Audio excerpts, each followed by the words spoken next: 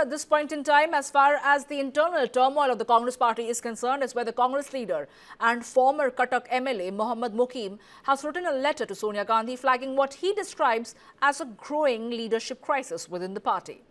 Now, Mokim says that the Congress is passing through a difficult and uncertain phase and urgently needs a new direction along with stronger, more effective leadership to revive the organization. He also makes a pointed remark about age not being on Congress President Mallikarjun Kharge's side, suggesting that the party must seriously reflect on its future leadership structure. कि हमारी guardian होती हैं सोनिया गांधी, उनकी sacrifice कभी ये भारतवर्ष भूल नहीं पाएगा।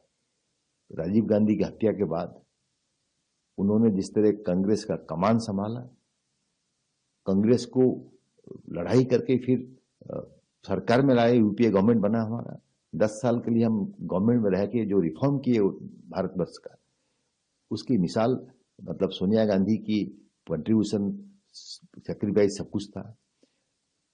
आज पार्टी को जरूरत है फिर उनकी सलाह की, इसलिए हमने उनको एक लेटर लिखा है कि मैडम सोनिया जी, इस तरह से पार्टी गुजर रहा है और इसमें आपकी सलाह की जरूरत है।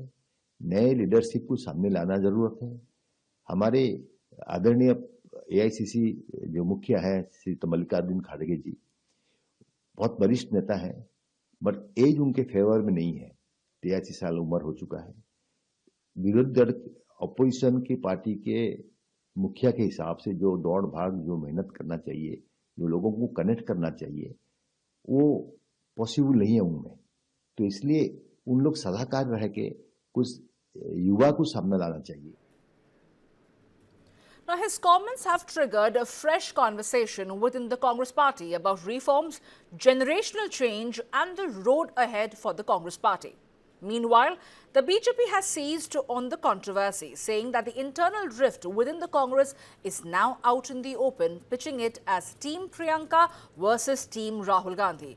The ruling party has also said that the Odisha leader's letter calling for Kharge Hatao, Priyanka Lao reflects a deep dissatisfaction with both the state and the central leadership of the Congress. The rift in Congress is out in the open. Team Rahul versus Team Priyanka, because Odisha's senior Congress leader Mohammad Mokim has written a letter to Sonia Gandhi ji saying that a series of wrong decisions have been taken by the central leadership of the Congress party and that Mr. Kharge, who is very senior in age, is unable to connect with the youth, and now they should move Kharge ji out and they should bring Priyanka Vadra to lead the Congress party. He has also snapped at the decisions taken at the state level, including the leadership of Bhakt Charan Das, who's known to be very close to Rahul Gandhi. This is a direct attack on Rahul Gandhi by the Odisha Congress leader.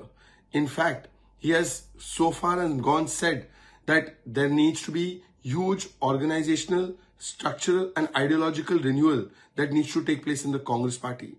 That the Congress party is unable to connect with the youth. देखिए, मैं समझता हूँ कि मल्लिकार्जुन खड़गे साहब से प्रेरणा लेनी चाहिए लोगों को, केवल कांग्रेस नहीं, सभी अन्य राजनीतिक दलों का।